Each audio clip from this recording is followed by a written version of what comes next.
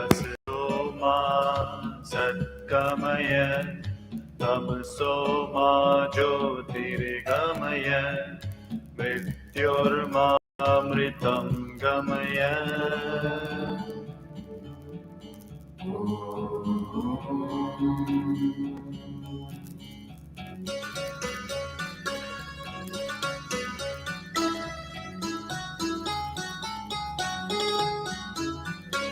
असतो मा सद्गमय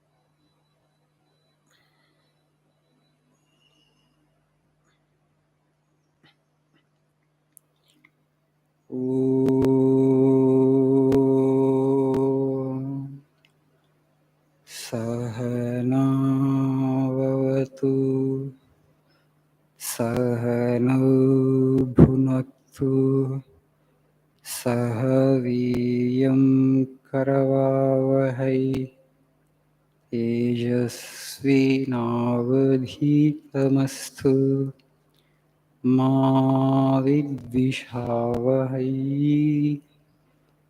ॐ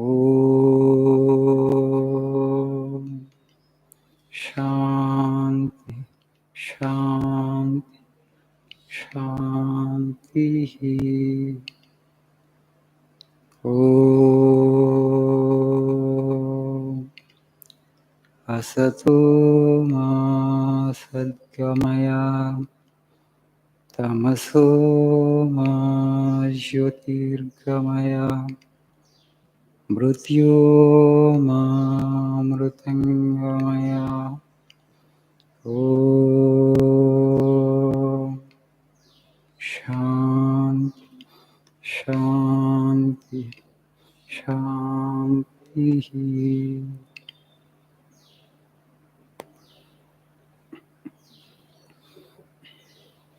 Good afternoon.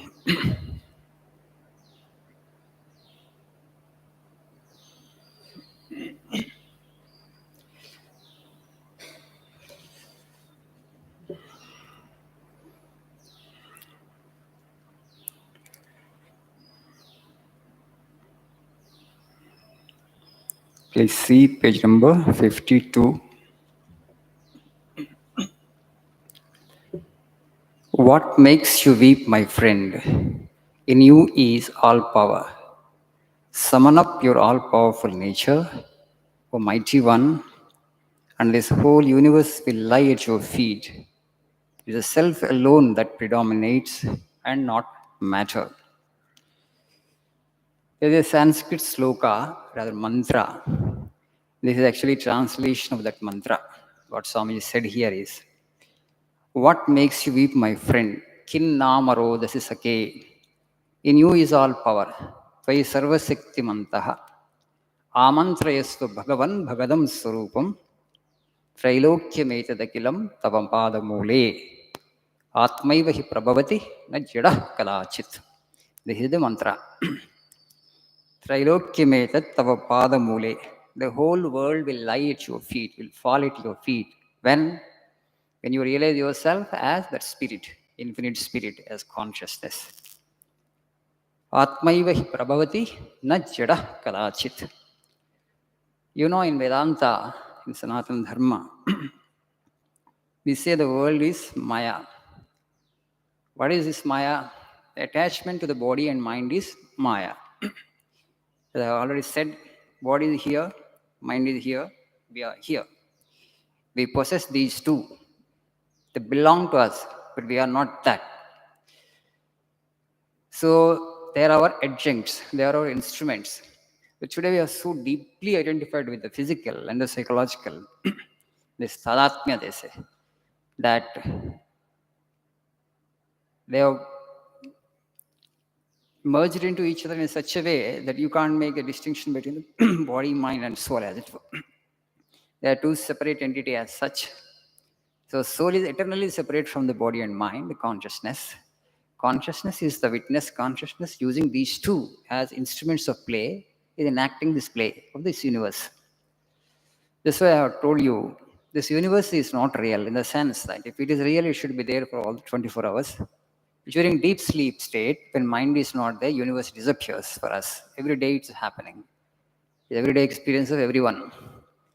So it exists only in relation to the mind. So rishis have focused on the mind. Just when they have concentrated on the mind, they have found out that the mind is based on aham, or ego sense, or desire.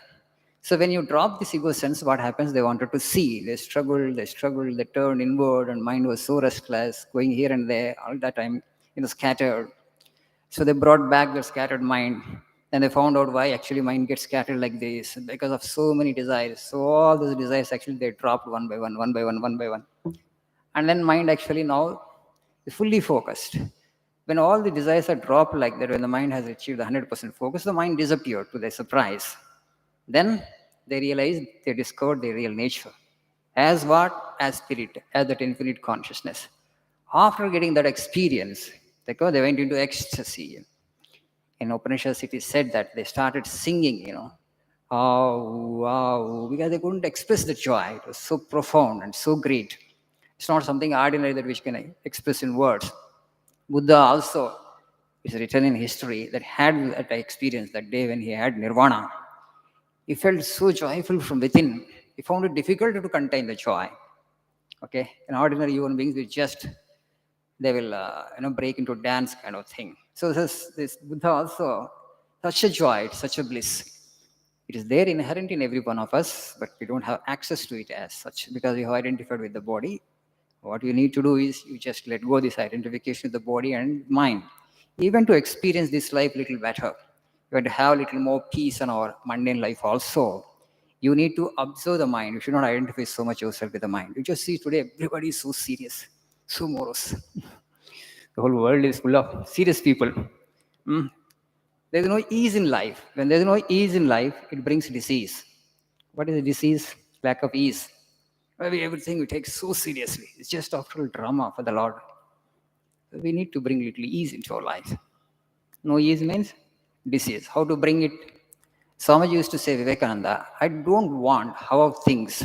My question is why. He said, I don't bother how things are running actually. My question is why. My question is why a universe like this? Why a body like this? Why a mind like this? Why? If you have only this how, you will end up as a scientist. But when you put this question, why, you will become a philosopher. You will become Aristotle. You will become Plato. You will become Buddha. So the Buddhahood is inherent in every one of us. To know the mystery of the universe is one ultimate goal. Only when you know the ultimate mystery, why creation, who has done it, God, does he really exist? If he exists, where does he exist? So how can I find? These are the questions that we need to put. The nature will force you to have these questions and to seek answers to these questions one day or the other. A kind of world weariness will come upon every one of us at a certain point of time in life. Everybody will compel to seek answers to these questions, compelled to have these questions. It will happen, everybody's case. But only thing is, by then we get too entangled, worldly things, too preoccupied with the immediate necessities of life. So though we have these questions, we won't be able to invest much of time and energy in that direction because we're already too much preoccupied with the things mundane that happens in every one of us because there is infinite in us and that infinite is seeking to go back to the infinite. There is that quest in every one of us. We have to seek answers a little at least. That's why Sri Ramakrishna Paramahamsa used to say, at least 10% of the mind you give to God, 90% you give it for the things to achieve this, mundane ends. 10%. Slowly try to increase the percentage. And afterwards you will actually. So unless if that quest is not there, life actually at one point of time you'll feel it's very meaningless and boring. Like doing the same thing, day in and day out like everybody else. So that curiosity, that inquisitiveness, in Sanskrit the word is jignasa. It has to be there if you are really educated people. India is a land of sages and saints and mystics and philosophers. We are all the descendants of those sages and saints. Their blood is coursing through our veins. So So we have these questions in our mind. Only thing is we need to probe a little deep, and we have to try to seek answers to these questions so that we will evolve as human beings also. We may not be able to realize the truth, apprehend the truth immediately, but we'll grow as great human beings. Thank you. Nice afternoon.